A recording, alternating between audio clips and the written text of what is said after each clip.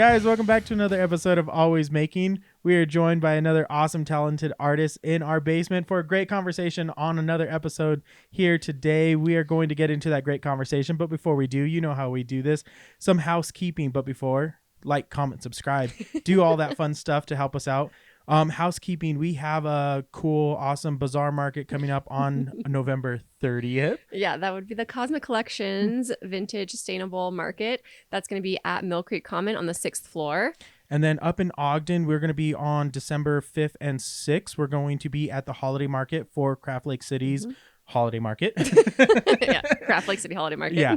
And so you can catch us at those two shows for the holiday season coming up. And then that is, I think, going to wrap up. We might have a few shows. We're still waiting to hear back on a few shows we might have for the holiday season, but For follow December, us on the socials there at Steadfast Rebels. And you see if we're going to be wrapping those other shows up for the holiday season. But that's going to do it for housekeeping there. But let's get into the conversation. We are joined by Trent from Queerly Magical. Thank you for joining us here in the basement here, Trent. We appreciate you coming down. We get into this conversation. We like to start off by, how did all of this creativity start for you? Yeah, tell when everybody. did it start? I was going to say, tell everybody what you do. Yeah. And how you got started. Yeah. So, I mean, I do a lot of things. And so what I do most currently is I'm a tattoo artist. And so I am the shop facilitator for our tattoo shop. It's called The Collective. We run as a collective, meaning that we make group decisions for how our shop is directed and the goals that we have and the kind of interactive projects that we do. But I am also a performance artist, and I do lots of different things with circus, burlesque, drag, and all different kinds of other modalities and performance art too. So where it started, I mean, I think like most people, you have that creative bug as a child, and you kind of meander through the world to try to figure out what that is. For me, it was always drawing. My dad used to work at like it was kind of like a Walgreens kind of a store. It's called Farmore back in like the early 90s, and he would always bring me like a little spiral bound notebook, and it was always in hot pink because that was my favorite color. And I would just fill it with drawings all the time. And so I was constantly drawing. That was what I wanted to do. And I ended up walking away from art for a long time because of some really discouraging things that my former partner had told me, and I believed it. And I took a hiatus for like 10 years of drawing, and it was believing that I didn't have what it took. And then it started to kind of come back into my life slowly. And I started to get tattoos, and it was one of those things where I was like, I think I could really enjoy doing this regularly. Like I had done a lot of things because I was a school teacher for 6 years. And then I worked as like a traveling trainer and store manager for Lush Cosmetics. And so really worked around people and centering people. And I felt like tattooing was this really neat melding of working really closely with people while also doing the drawing and the art. And so it like blended both things perfectly. Yeah. Did you have a creative family growing up, or was like the art side of you just kind of like discovering it as you like were growing up? Yeah, I would say my family were creatives. They were in like the creatives that were making like wood crafts for like craft fairs. Oh, okay. So like they were like hand painting like little snowmen and things for like winter markets, and they were always finding some interesting craft, and they were always in the garage cutting wood, getting the like little acrylic paints and sitting there and like doing it all together while they would, have snacks and catch up. And it was like this really family knit thing that they would all do together. And it was like a little side income. But I learned from my family that like art was just a natural thing that we had, like, but it just seemed like it was a common interest among all like my cousins and things like that. That's awesome. So do you have cousins who are also professional artists? I have one that she was an art teacher for like a while. I have like a lot of family members that are like hairstylists. So like creativity in a different kind of medium for sure. That's what my sister does actually. People persons. What? You know what I'm trying to say. Yeah, peoples. Yeah, like it's that same common thing where it's like it's creativity that you're working with someone else to help them express themselves. I love that. Yeah. Yeah, so we met you, I would say probably 4 years ago, maybe It's gotta four. be. It was at least that long. Yeah, Yeah. at the SLC Punk Flea Market, and Yeah. like one of our favorite shows to do. Mhm. But you were slinging your art there, Yeah. and we have one of your awesome pieces up on our wall. Yeah. But what came first for you? Was it slinging your art that way, or was it the tattoo stuff first that you did? That is a great question. So, tattooing came first. Okay. In that sort of order. It was one of those things that like I had been wanting to transition into being a tattoo artist for a really long time. But it was one of those things that you just always hear that apprenticeships are this unpaid experience, and oftentimes they were not positive experiences, that they could have this sort of abusive sort of relationship, a lot of unpaid work and things. And so it's really hard to leave your full-time job with benefits to go toward an art career. And so it was when I lost my job that I was like, I was talking about with my husband, Joey, that you all got to meet as well. And I was telling him like, I don't know what I want to do. Is like, I'm like, I need a job and I don't want to go back into teaching. I don't want to go do retail anywhere else. And I'm like, I don't know what to do. And he's like, you've been talking about being a tattoo artist since our first date. I'll pay the bills if you just go get an apprenticeship. And it was like literally this sort of cure, this like anti-venom from what I had learned from that previous partner, and having it fixed. Like I had someone who believed in me, and it kind of gives me goosebumps and kind of makes me a little emotional like talking about it, but like he believed in me. And so it was one of those things where I was like, all right, I'm going to do this. And that's also what kind of pushed me into performance, is that he's a performer, and he would go and perform at like Prohibition for like their burlesque shows. And as I would spend more time around performers, I realized I can talk and I can make money. And I was really good at hosting shows and getting tips for all my friends. And so I started to kind of like do that stuff while I was looking for an apprenticeship, and I knew what I didn't want. And so trying to find what I wanted felt like it was going to be a really impossible task. But it's funny because Mason, who was on your show, ended up being my mentor, and his shop was the first shop I called. Oh, wow. I hadn't walked in anywhere else. I didn't look anywhere else. I literally got an apprenticeship from my first phone call. Oh, wow. That's amazing. I mean, it wasn't an I just got automatic thing. goosebumps. It wasn't like an automatic thing, Yeah. but it was like this. I didn't need to call anywhere else, because it's like, do you want me to tell you the story? Yeah. No, That's what we're please. here for. It's a funny little meandering, and this is how I remember it, because it was like, God, 6 years ago. And so I was sitting at Prohibition, and I had gotten there a couple hours earlier because I was learning how to run their karaoke system. And so I was hosting burlioke. So we had like a burlesque dancer while people were doing karaoke. It was a wild time because the dancer didn't know what they'd be dancing to that night. And it was just sort of like, it was a wild time. Yeah. So, and I'd never done it before. I had a couple hours and had some food. I was like, you know what? Let me just look. Let's just start making some phone calls. I was like, I don't know what to do at this point. And I've been trying to kind of get some drawings together to have a little bit of a portfolio, because I hadn't drawn in such a long time, and I wanted to kind of put something cohesive. And so I looked up tattoo shop, Salt Lake City, and the Hive was one of the first ones that popped up. And I was like, okay, cool, let's call it. So I called, and it's funny because like they never answer the phone.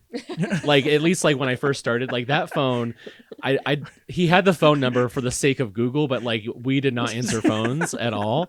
And so the fact that it rang and that someone picked up, and it happened to be someone that he had worked with before that was kind of like running the booking system and things like that. And I was like, hey, my name's Trent. I'm looking for an apprenticeship, and I was curious if your shop had any openings.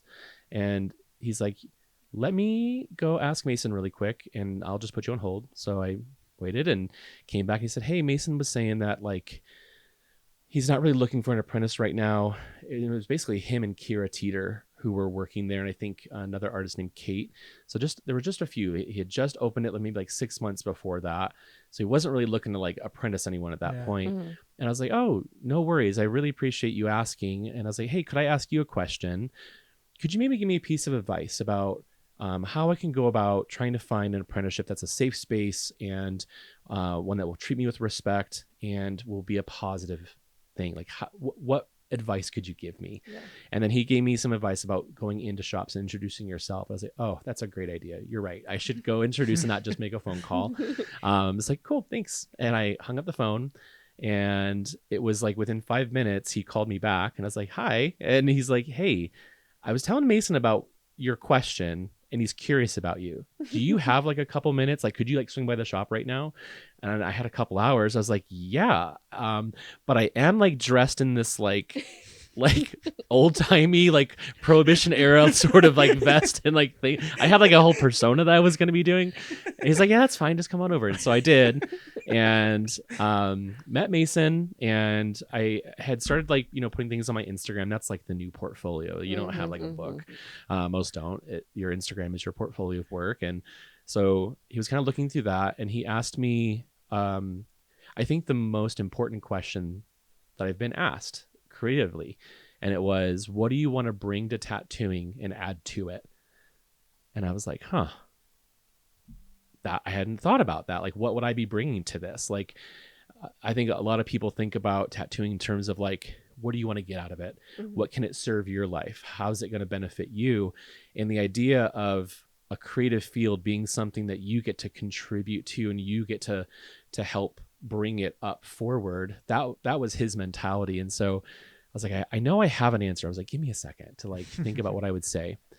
And my response to him was that I believe queer people are magical, and that we have a magic about us that heals a lot of things in society, that we live in a way that is so profoundly talked poorly about, that it is so contrary to so many people, that queer people choose freedom of self-expression and understanding themselves, that it is almost terrifying to everyone else that doesn't understand that way of living. And so I said, I want to bring queer magic to tattooing. I want people to experience a queer person and have conversations and learn about my life and about the lives of my queer friends. And I also want to help bring queer tattoo artistry up. I want to see so many other queer artists in this space. And so I think at that point, my like handle on Instagram was like Trent McFall's tattoos. I didn't understand what I wanted yet. And it was from that conversation that Queerly Magical became a thing. And it's always been my, since that moment, this kind of driving force that it's about my magic. It's about what I get to create and connect to people with. And so he said, I'm not sure if I'm ready to have an apprentice right now, but we have this thing on Tuesdays where you can come and bring your portfolio. You could bring what you're working on, get feedback, meet other artists, and just, it's like a think tank creatively. And he's like, why don't you come to that and see kind of what you can pick up? And I was like, all right, cool. So you're inviting me to come weekly to share work, to get feedback from you and see if I'm going to take it on. That sounds like an interview to me. And so and I was like a retail manager at that time. So I was like, I see what you're doing here. Yeah. You're wanting to see if I'm going to be a good fit, basically, without sending me completely away, but it was all in my hands. It was an invitation to take him up on a free offer to help me grow. You never turn that down. You never turn down the energy of someone that is willing to help you see what you can't see. And I knew I had a lot I couldn't see. I was humble enough to like see that like I had not drawn for 10 years regularly. And so like I knew there was so much I needed, and I was looking for a mentor specifically. And so I kept showing up, and I knew that I was someone special. Like I know that about myself. And so kept showing up.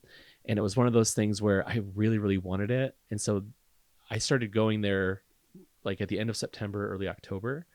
And on Halloween that year, my husband and I did a spell for a few things. One of them was we wanted to have our own apartment.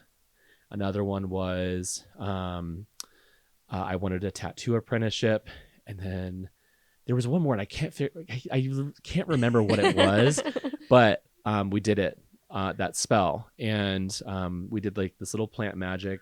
We put our wishes in the base of this plant. We still have the plant to this day. And so the idea of it being this abundance spell, that the things would grow, and it would grow in time that it needed to. And it was 3 days later that I got it, which also happens to be my husband's birthday and our anniversary. Oh, wow. Nice. And so it's the same day that I got my tattoo apprenticeship. That's amazing. That's in East Knopford. Yeah. It's a long story, but it's such a romantic, beautiful Yeah. story that like I love to tell it. Yeah. No, it's a great tell and Yeah. everything for sure. But yeah, I mean that was all meant to kind of fall into place and everything with that phone call and the call back and Yeah. the response like that you gave and the timing and everything that it was. It's like, and like to be like the first call to the hive and everything. Just It's a wild thing. Yeah, It was magic. Mhm. One could say. Yeah, it Yes. could be. You could say it was magic. And I believe in those kinds of things that Yeah. like I think when you put this intention in the world that you want what you want, stating it, thinking about it, it's like it just kind of gravitates. It's like magnetism. It just works itself out. But Well, you got to pay attention. You do. Yeah, I 100% believe this what you are saying there, because it is also that you are willing to do it as well, because just the want is not enough. That you made the call, that you were able to say the things that you wanted and go forward and make those, and then the follow through as well by going every Tuesday, because there are a lot of the artists out there that like we talk to, that we meet, that like come to the shows and that do not want to like put in the effort to have that follow through. And that it's I get it, sometimes there's a little bit of that nerves that catch up with you, that anxiety, that like A little bit of self-doubt for Yeah. sure. Like, but it's like, if you really want this, if you really want to grow what you are doing and really want, you have to be like uncomfortable in that space to grow. And I at that time, I don't want to put words in your mouth, but I imagine you are in a very uncomfortable position to put yourself out there. My level of wanting it was far greater than my nerves. Yeah. Like I was in a really brave place because like it was one of those things where I lost my job and I'm working burly okie to like help make my pay for my gas in my car and make ends meet, and I knew that I didn't have forever to do this, and I've been given this amazing gift from my partner, this amazing offering from Mason to get help doing it. And even if I didn't get an apprenticeship from him, I learned something. And that's what I knew that's what this time was for me. I needed to learn.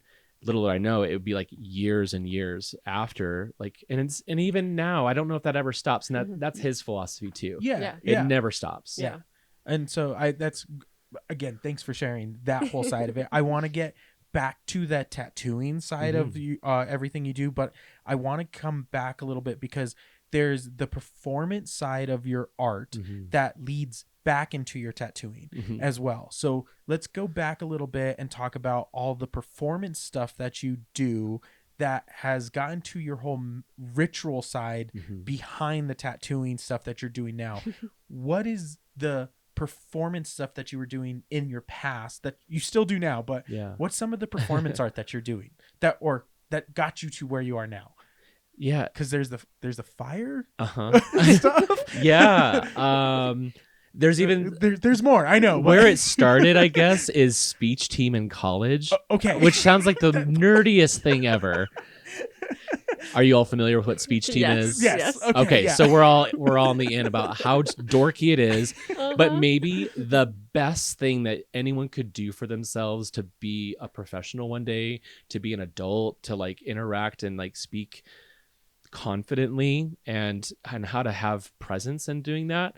So it started there, where some of the things were not just like these kind of like public address speakings of like persuasion or informative, but I was doing like prose and poetry and like duo acting in the context of wearing a suit on weekends and competing and getting trophies. Like, but when I moved here, because I moved here from Denver, Colorado, and I grew up in Indiana, but I met my husband out here, and my husband is a performer through and through, and I would go and support him, and I would watch, and then he's a fire performer, and so that's kind of where this thing kind of comes in. Our second date, he took me out to the Salt Lake at sunset, and he like lit his like poi on fire, which are like these balls of Kevlar soaked in fuel on chains, and he's like spinning with them and dancing, like, and it was like the most romantic thing ever. Like, yeah. And so as like we grew closer and as time went on, I found myself being more of like a supportive role of him. So like every fire performer needs a fire safety, and it's the dude with the wet towel watching out for your back in case it catches on fire. And so it started being kind of a support. And then I met some people, one of whom was Madazon Can, who's a local performer. And I think that they saw something in me, and they would start saying like, why don't we have you MC? And I would like dabble in drag, but mostly as like, when I was in Denver, my friends and I just wanted to go have fun. And so we called ourselves the House of Haute Mess. And we would have little theme nights where we would say like, this is the theme. And we would put a little outfit together, and every Thursday night we would get dressed up and paint our faces together and just go dance. Like, and it was just the most wonderful time. And so bringing in artistry and painting my face, it's similar to drawing. Like, it's learning how to map and learning how to convey a message. And so then I started being the like bearded lady of the circus, and Madame Rita Fortune became her name. And so Madame Rita is this like other entity. I don't feel like I could actually go and like perform as Trent. Like, there's something about Madame Rita that I get to kind of like live through her. She has this other confidence that I don't have in my own self. It's just different. Like, I can just be this other person. And so hubby and I have done a lot of different things. So we do burlesque together. His fire we've gone together to perform in front of the man at Burning Man 3 different times. So they have this big giant circle, and they have like in between like 30 and 40 fire like troops performing, and then the man just gets lit on fire at the end of it, and we get front row seats to watch it. And it's through learning about movement in my body. It's what I've learned most, I think, from my husband in like performance art, is learning how to express yourself and move through things. And I just became better and better at being able to like captivate a crowd. And I would call myself a drag queen, but I'm not the typical kind of drag queen. Like, I don't do the lip syncing thing. I think that drag has a wide variety of things out there. And like I said before, the way I channel it is through connecting with people. Like, that's my gift. I can talk good and I can get money. Like, I'm really good at supporting people and helping to like tell a story. And Madame Rita helps.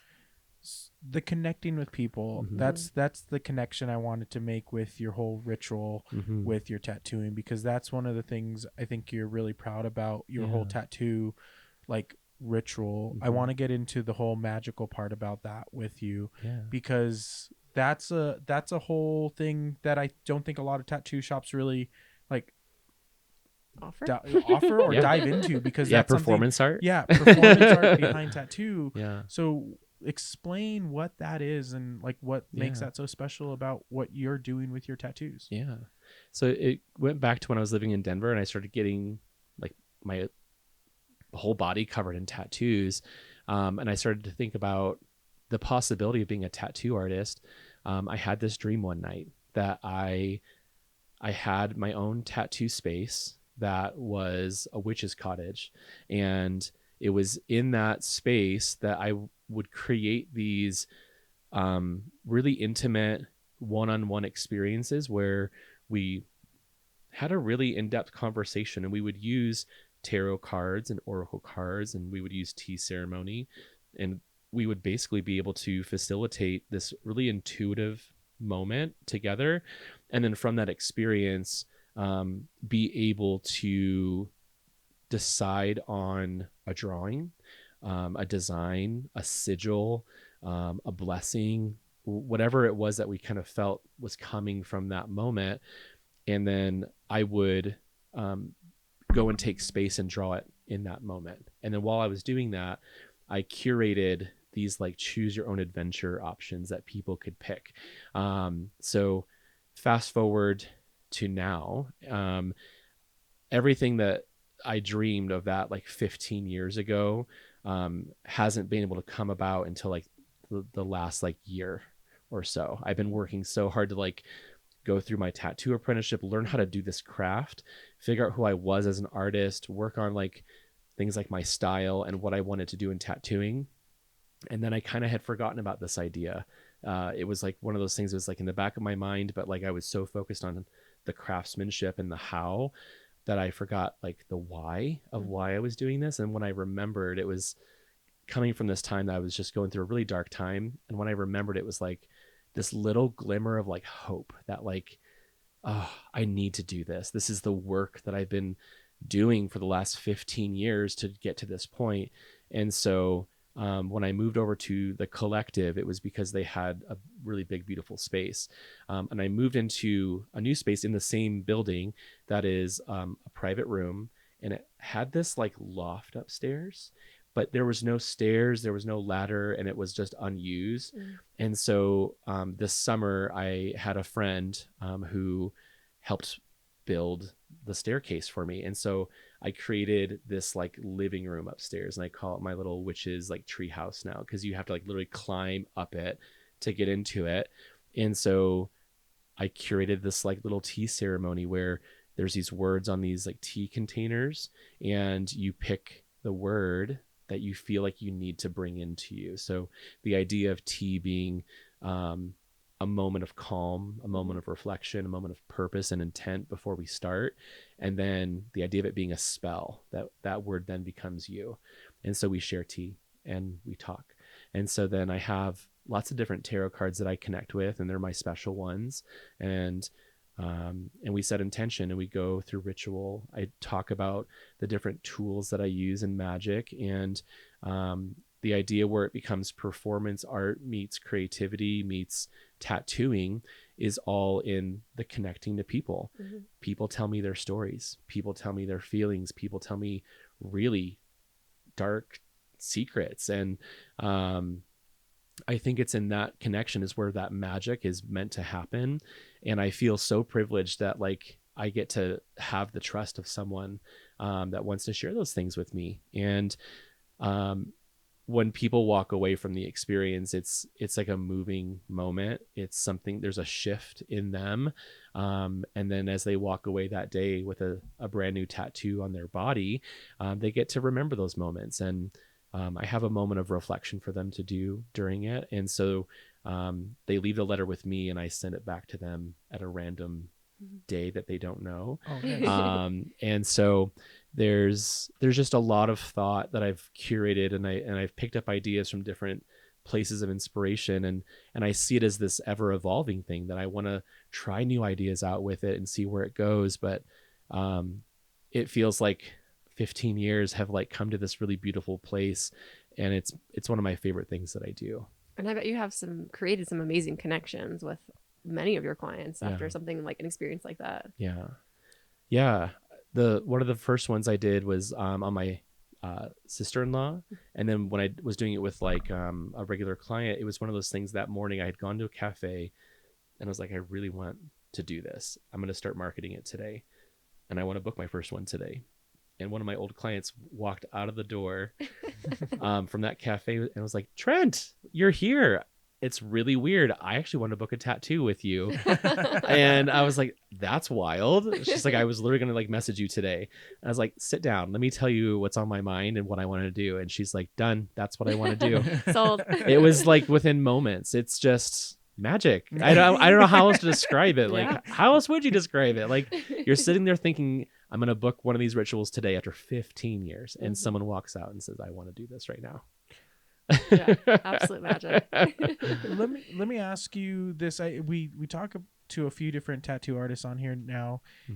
When you were younger with your illustrations, was an idea of yours that you were always going to go towards the direction of tattooing? Oh no. No. Okay. Like like was tattooing, like when you were drawing, was tattooing an idea that you ever had? like on your radar? Was it ever like a thought, or was it like when did it like click in your head that tattooing was the direction you wanted to take your illustrations?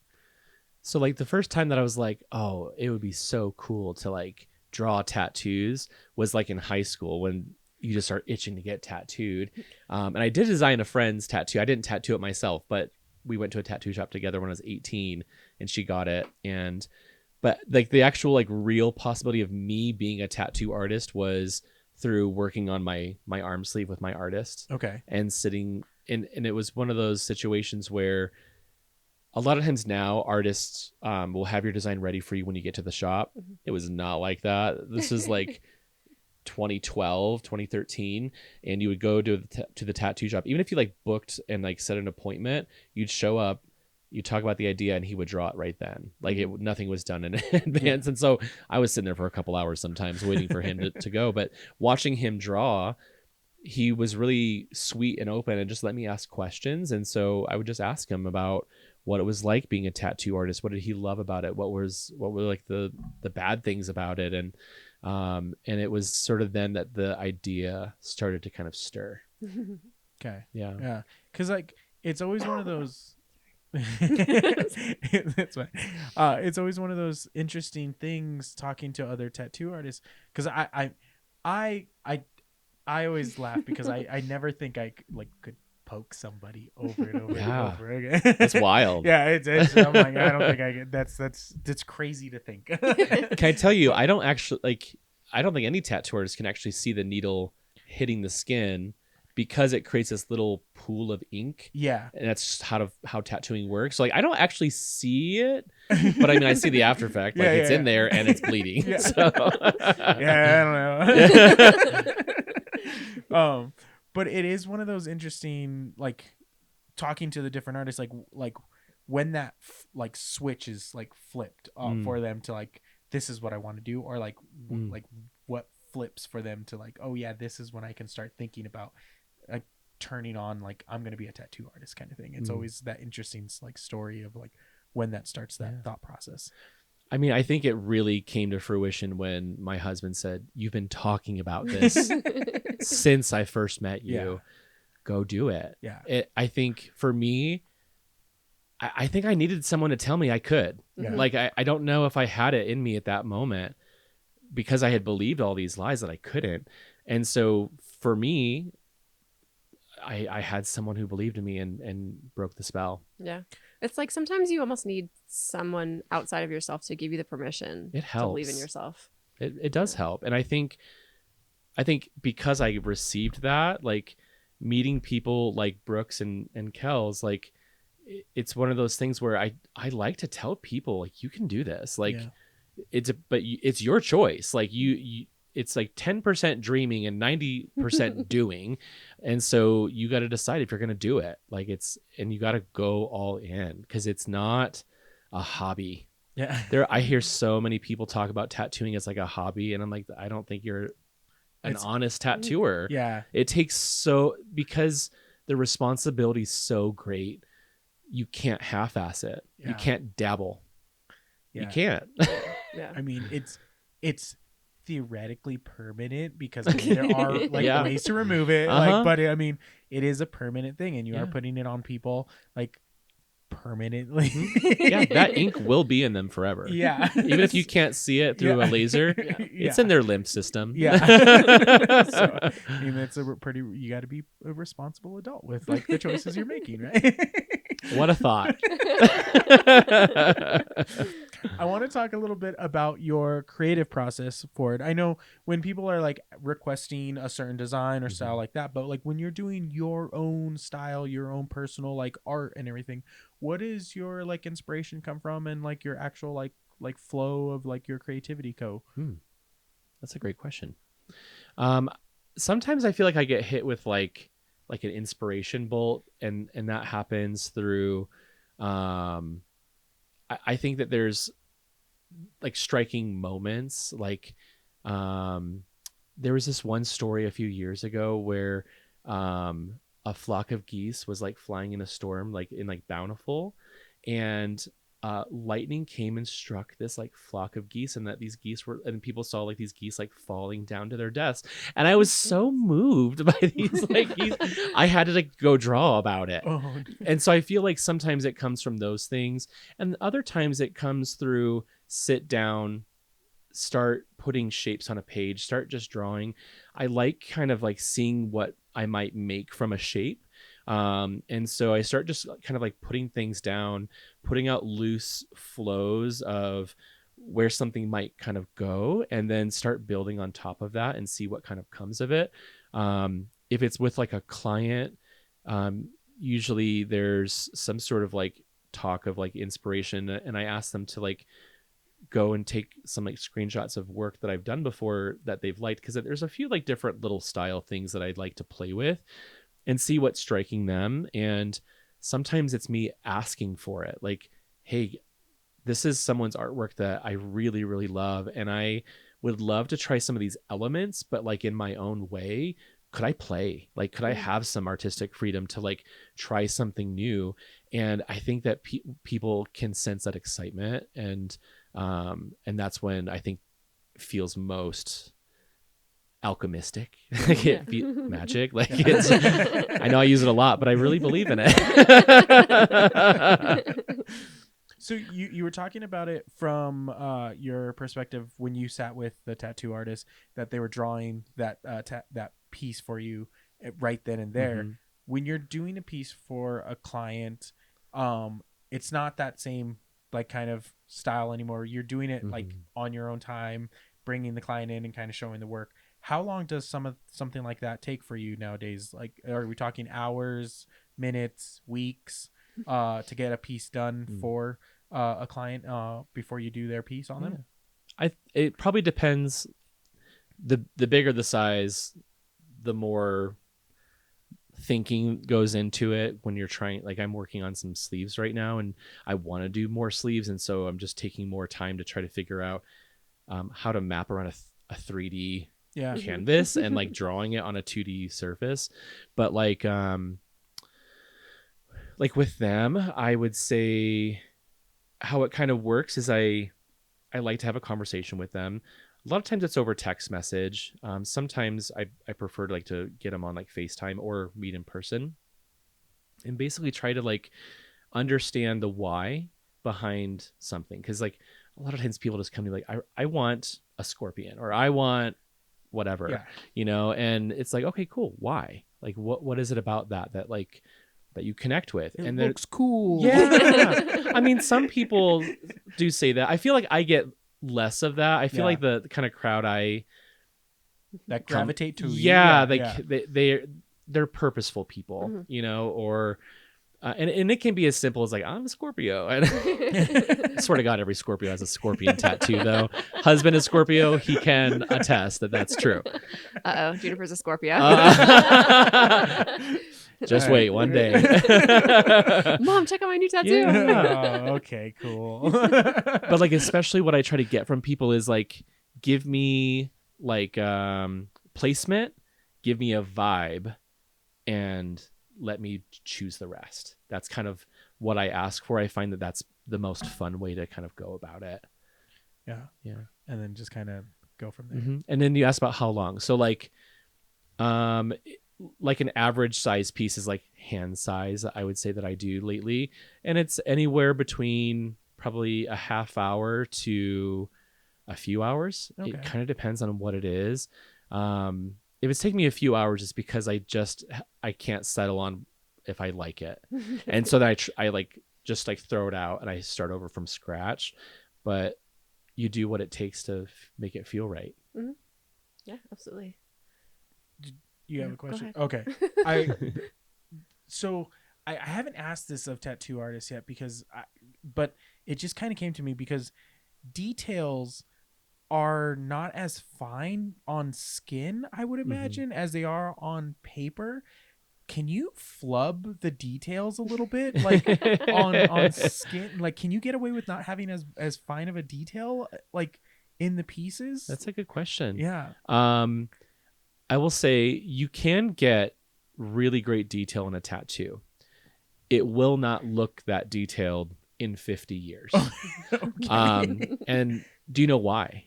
We Well, get, your like skin- our skin yeah. doesn't stay as tight, right? Like, Yes. Well, I mean, then and you're just constantly shedding skin cells and growing new skin yes. Okay. cells. So your body replaces all of its cells every 7 years. Mhm. And the way that the tattoo process works is when a needle goes in, it's not that it's pushing ink in, it's actually that's creating a hole. And then when it pulls out, a vacuum is created and ink is then drawn in. And where tattoo, like in the skin where it needs to be to stay put, is not in the epidermis, but it's in the dermis layer. When the dermis gets ink, our body has these little cells called macrophages, and they come and they surround the molecules of ink. It's this symbiotic relationship. If we didn't have those, our bodies would just flush ink away, and it would just not stay. But because it wraps itself around, it actually keeps it there. And so as our cells, change out every 7 years, as we are in the sun being radiated by fucking a nuclear star, ink will age, ink will migrate under the skin, stretch, pull, babies, like whatever it is, our skin goes through hell in a lifetime. And so ink will migrate with it. And you can see those changes even in a matter of a few years. The idea of like fine line tattooing, it looks so delicate and beautiful that first year, and then eventually they will thicken. And so the idea of like flubbing details, you want to put the details in that you need, but a good tattoo artist, one that's been trained by someone that understands the like change that your design will go through over the ages, will design for the decades, not social media. Right. And so I think that there's a fine line between making it look beautiful for the right now and then for the long haul.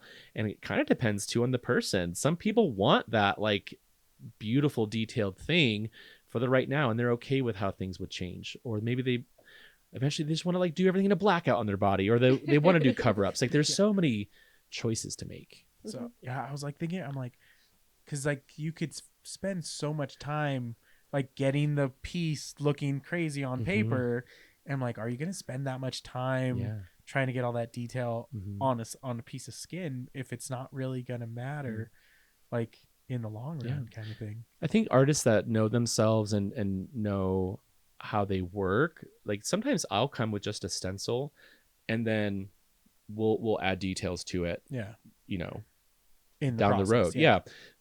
But there are a lot of artists that will give you a full rendering. And what's nice about tattooing and our designs that we make, and as far as mock-ups goes, that we can use that for other things, right? Like we can make merchandise, we can make stickers, like we own those designs. And so they're never like a waste of time necessarily.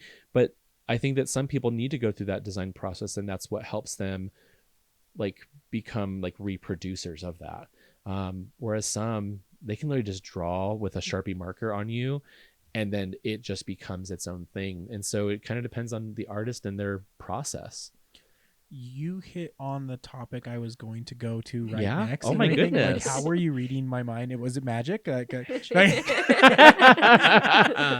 I want to talk about it because a lot of tattoo artists don't necessarily transition well into the merchandise side of things. They don't look at the like kind of the grand scheme, bigger picture of things. But you have the market side of things where you do markets and shows and other things with your illustrations, and you have prints, you have other stuff as well. When did you start selling at shows and doing like other things besides the tattoo world? When did I start? I mean, I would say selling prints and things, it might have been like the SLC punk rock flea market. I mean, that was one of the earlier ones, if not the first one I think that I did. But like tying it back into like my experience, like I worked retail and I was specifically like a trainer. So I would go to cities and I would train all the staff that worked at a Lush in that city. And it was always around brand and product knowledge, and the most things that we would always like work on is the customer experience and how to reach everybody, because there's different budgets walking into your door. Yep. Same thing for tattooing. You have people that want to do full body suits, sleeves, and then you have people who want to do tiny tats. And so all light bills are paid through money. So whether it's a collection of a bunch of small ones or a few larger scale ones. And so I see it for me as I do markets and things like that because it's a way to connect with everybody. I don't really like social media. I'm literally only on it because it's a requirement for my job. Yeah. I don't get joy. It doesn't make my life better. I actually think it sucks a lot of my energy out. But what I find every time, and it's again coming back to connecting with people, I use markets as a way to connect to people. Do I know what I'm currently doing at markets? That's so fun. Yes. So you can buy temporary tattoo paper for inkjet and laser jets. Yep. And so I've been taking some of my favorite designs I've ever done. And again, you're using things you've already done. You don't have to create new things. And I make them into temporary tattoos. I put them on my table with my box of prints. And I'm not really there to make money that day. Yeah. What I know is it's the long game. Yep. And the biggest question that people have about tattoo artists is, am I going to feel safe with this person? Can I trust this person? And when you meet me, I can charm you. I know that I am a trustworthy person and I love to connect with people. And so the idea being that they come up to my table and like, what are these? I'm like, oh, well, these are temporary tattoos. So these are my designs. I made these. So which one's your favorite one? Oh, what do you like about that? And we just start talking about what they're seeing. And then it turns to, well, would you ever get a tattoo like that? And they're like, yeah, I actually have been wanting this. And it's a way to have a conversation. They cost me pennies to make. And so then I also performance art. I bring my little tattoo stand, I snap on the gloves and I sit them in the chair and I put the temporary tattoo on them and I spray it with water and I tell them to like make a little scream like they're like it's hurting. And then what does it do? It draws attention. Yep. And so then and I tell them you can pay $5 for that temporary tattoo or it's free if you follow my Instagram. Yep. And so it's not about making money in that moment. And let me tell you, the first time I did it, it was at a drag show. It was the Marlo Suzanne and the Galaxy Band. It's a girl group live singing. It is, if you've not seen their show, totally worth it. Go. So I was in the back of the room. I was doing my little like thing. One of the clients, I call him a client. They became a client, but one of the people there came up and they got little temporary tattoos. That night they tipped me $100. Nice. Wow. And then they proceeded to book $15,000 worth of tattoos for me over the wow. course of the last 2 years. Amazing. Nice. So worth it. Yeah. You know, it's an evening of my time. You know, the introvert in me says, "Don't do this." And like I know it's helpful to my business overall. And I think that if tattoo artists got out of their like tattooer mindset of what tattooers do, and they started thinking, how do I connect with people? How do I make people know that I am a good person to come to, that I have something unique? And if they start treating people as like not this like expectation of you must come get tattooed for me, but like a point of connection, a point of sharing, and taking your work that you're already doing and put it into something that's not going to break your back over the course of many years, and finding ways. So right now in our shop for December, because I'm kind of like leading our shop, I call it facilitator, not manager, because I didn't want a power dynamic with my peers. I wanted to like just make sure that they had a safe space to work, that we had all the things that we needed. And I'm trying to find ways, because I have this brain that works this way, to how can we make you money outside of tattooing? How can we get the right people here? How can we get the right artists to be in our space? And my new idea that I had was to do a mystery box for Christmas. So we have some artists that want to participate. And the idea is it's $100 for the box, and you get a t-shirt, you get a hoodie, like a sticker sheet, and a couple art prints. And the artists get to keep all the profit, because our shop owner is this amazing, the most altruistic person I think I've ever met. He genuinely just wants artists in his shop. to not be charged crazy booth rent or percentages, and he wants them to be safe and in a beautiful space. That's and awesome. so we're trying this out, and we're going to see how it works. I haven't decided if I'm going to do it yet. I have a couple weeks to get all my stuff done, but there's just a lot going on. Yeah. Well, I think it's a great idea. I would say we have done mystery bags on and off a few different times, and it always goes well for us. So. Any like suggestions?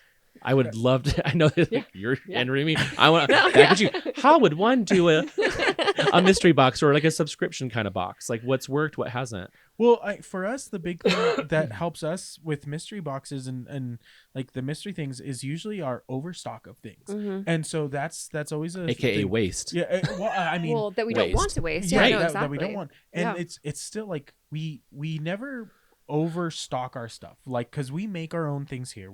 Everything that we do is all done by us, so we never try to buy things. But like when we make a thing, I like to try different colorways, and if the colorways aren't like a big like hit, I'm like, well, I tried 10 of those and like 5 of them sold. Now I have like one small, one extra large. Yeah. I go, okay, cool. That's now a mystery bag item kind of thing. And I'm like, okay, I have one small left of this, or I have one large. So I'm like, okay, well, now I'm not going to like take all, like I don't have enough to have a full run, and I don't want to buy a whole nother run of these items.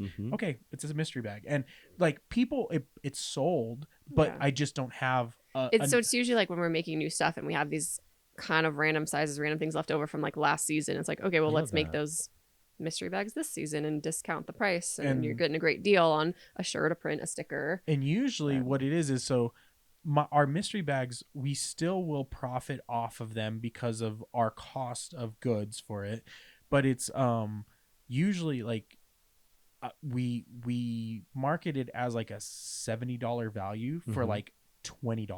Oh wow. Because our cost is like almost next to nothing because of us doing all of it. Right. When a lot of artists will like outsource all their stuff, their cost is very high. For us, we have a very like we make it all in house, so very low costs. Our costs are low for stuff, so it makes it much easier for us to go, hey, and people go like $20. You guys are like giving this stuff away, and we're like, that's the point. That's the point. That's yeah, the point. Take it. And like, and so I like, dare you. Yeah, exactly. Like here you go. And so it really is this great thing, because then it's like, it gives us a good option to go, hey, here's this cool thing. People enjoy it because people love a mystery. When we do like our sticker packs and everything, we're like, cool. We want to increase the size of our stickers to be more consistent. So we had like our 3-inch stickers. We went to 3.5 inch. So all our 3-inch stickers were like, cool, we're going to put 5 of them in a bag and sell them for, instead of selling our stickers at $2.50, we basically just said we're going to cut them down to $1 a piece in a $5 bag. And people are like, 5 stickers for like $5. $5. We just don't know which ones we're getting. And we're like, yeah. And people were eating them up. Yeah. And we're like, here you go, 5 stickers. And like, they're like, yeah, I'll take a mystery. I'm like, but it helps. I think it's helpful, and it could be helpful for you because it's something to have at a different price point, right? So it's like people come in, they like your art, but they're like, oh, I don't necessarily have like $40 to spend on a sweatshirt or more money to spend on a tattoo. I don't have $1,000 like, for a tattoo right now, but I got $100. I could still support like this artist. Yeah, exactly. Like that I can support this artist that I love without having to break my bank. Yep. When I was working at Lush, one of my like area managers said, you can make money through pennies, dimes, nickels, and hundreds. So meet the customer where they're at, and give them a great experience regardless of what their budget is or what they're spending, because that's how you get people to keep coming back, and that's the most important thing. And so I tell my artists in my shop, look at how are you reaching all the different budgets of your people that follow you? Yeah. Are you creating opportunities for people to come in and get an $80 tattoo, a $200 tattoo, or more? Or is it merchandise because they don't live in your city, but they can get something shipped to them? Like, figure out how do you offer something for different price points and different ways of engagement, different products. The more that you can sell on the side, the less you have to be hunched over in the shop. Yeah. And that's an important thing for us. Yeah, that's a huge thing. We talk about it on the show all the time, is having a variety of price points for people to come into the booth at the markets and stuff like that really gives people a lot of ways to support you, because like a lot of times people want to support the arts and they go, ooh, that $500 canvas is really cool and I really want to support you, but I don't have $500 for that canvas, but I do have $5 for a sticker kind of thing. And that sticker goes a long ways. You know what? I can buy 50 of those stickers. Like people can, like you can sell 50 of those stickers before you sell that $500 like thing. And you're going to make a lot more off of those stickers before you sell that canvas in some cases kind of thing. Well, and the more your art is out there, the more chance other people are going to see it. So that person bought a $5 sticker, but hey, maybe they put it on their water bottle. They carry it around campus. Some other word of person mouth sees marketing. it. Exactly. It's like, That's hey, the cool gold sticker. standard. I got it from the school artist. Yes. Exactly. You know, Exactly you never it, know where that connection will lead. So, And thankfully for me, the tattoos on bodies, that is the message. It's That a is the billboard, marketing. yeah. Like literally. literal walking billboard. Yeah. Yes. Trent, our time is coming to No. an end. This conversation was going by so quickly and Yeah. everything, but I do want to end on if you have a piece of advice for artists getting started in the tattoo world or the creative world or any of that like creative juices that might be flowing for them and they just or might need that push like to get started. If you have any piece of advice for them out there, do you have something to maybe push them over that edge? I know I do. In a good way. Yes. Doubting if you can do it will only lead to a sure answer of no, you can't. But entertaining possibility every single time and letting yourself be worth the risk to just try, that's the big question. And have fun while you do it. Like, you don't have to put all the pressure that you have to make it a career, but art and creation is all about like finding yourself, and that is the best thing that anyone can do. I think that is literally resistance to the conformity that society is trying to put on all of us. And if you're wanting to tattoo, you just got to try. Like, you got to go talk to people, go meet people, go inside shops, have conversations. And if someone tells you no, it doesn't always mean it's a no. And if they're offering to help you get to that place to find something, follow the trail, because you literally will get something out of that. And it helped me, and it was weird that it did and how fast it happened for me. But it's been the best gift. Awesome. Yeah. Well, thank you so much. Thank you. Trent, I appreciate like that word of advice and everything for sure. It's been great. I want to make sure people can come find you and see everything you're doing. Where's the best place on social that they can find you? So you can find me. I really just do Instagram. I'm trying to be a TikToker. I'm 41. I feel like the cutoff is real. The elder millennial thing is, woo. We feel you. But Instagram is great. That's where I'm most active. So find me at queerly.magical. So QUEERLY.magical. And you can also just go to queerlymagicaltattoos.com. Awesome. Thanks again for joining us here. Guys, you know what to do. Go follow. Go check out everything Trent is doing on the socials there.